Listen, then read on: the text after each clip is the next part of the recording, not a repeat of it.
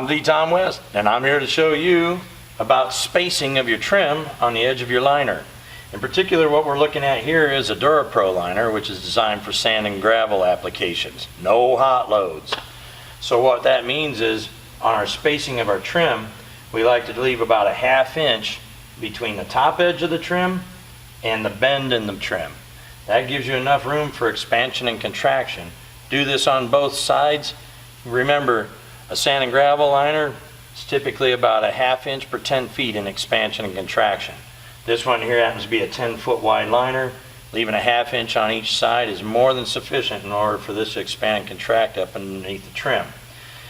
You go any higher than that and it gets loose and you get a little bit of stuff wanting to get underneath the liner itself. You make it too tight and the liner will want to hump and bubble in the middle if you don't give it the room to expand and contract.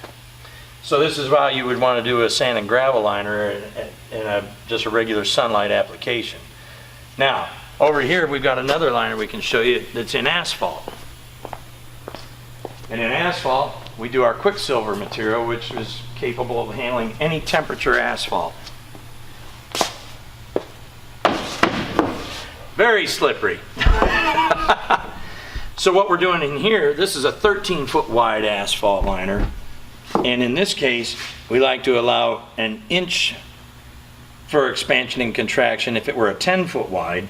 This being a 13-foot wide, going about 1.5 inches expansion contraction.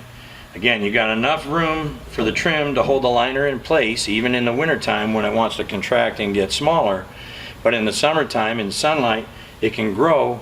And in asphalt, again, you're back to your 1 inch per expansion and contraction as opposed to a 1/2 inch for just regular sand and gravel.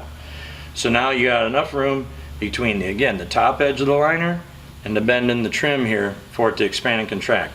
That 1.5 inches on a 13-foot wide on both sides is more than sufficient in order to allow proper expansion and contraction and not force your liner to wrinkle and bubble in the center of the trailer.